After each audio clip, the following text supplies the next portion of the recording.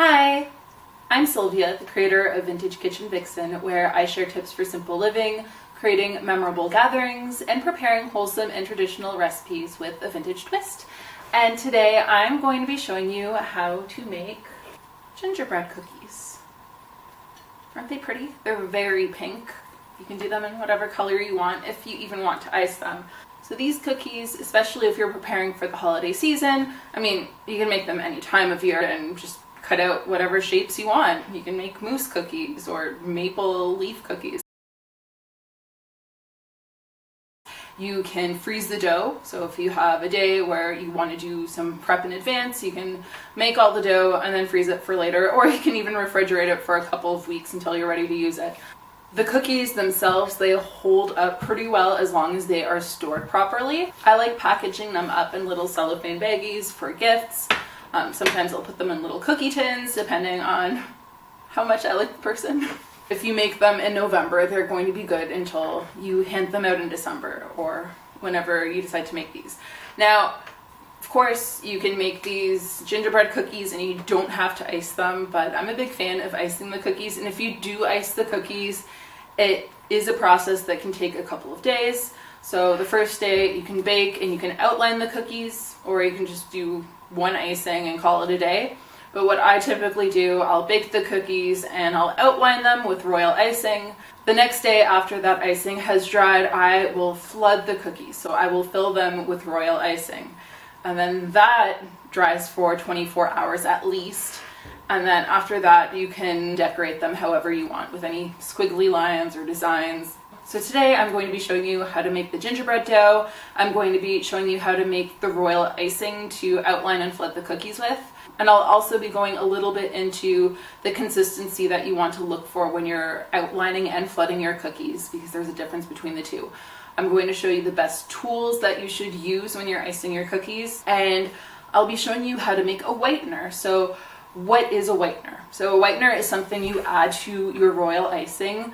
It does give it a blue tinge, but you want that because if you want white cookies and you flood them with the royal icing as is, which is white, when it dries, it's going to have a yellowish tinge. So to offset that, you add a whitener to the royal icing to make it look white when it dries.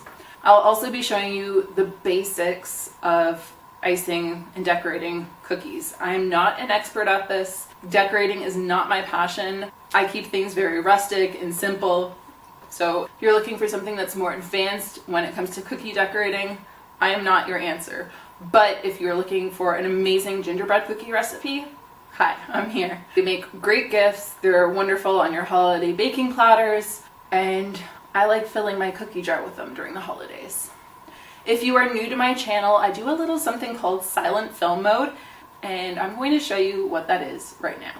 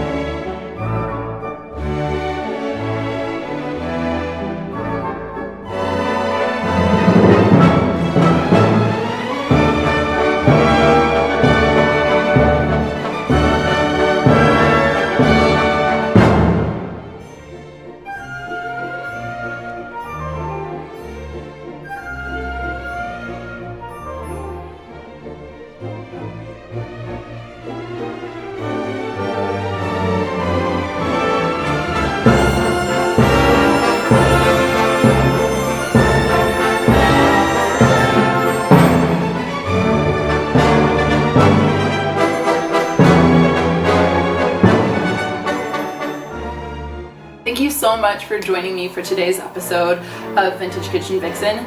If you liked it, I hope you will give me a thumbs up, leave a comment, and share this video to show your support and help me out. And if you are brand new to this channel, I really hope you enjoyed the ride and that you will subscribe and hit that bell notification so that you never miss an episode of the kitchen. I put out 2 new videos a week, so I will be seeing you real soon.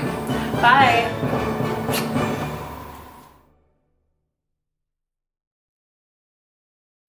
Flatten that dough, Vixen. Flatten that dough.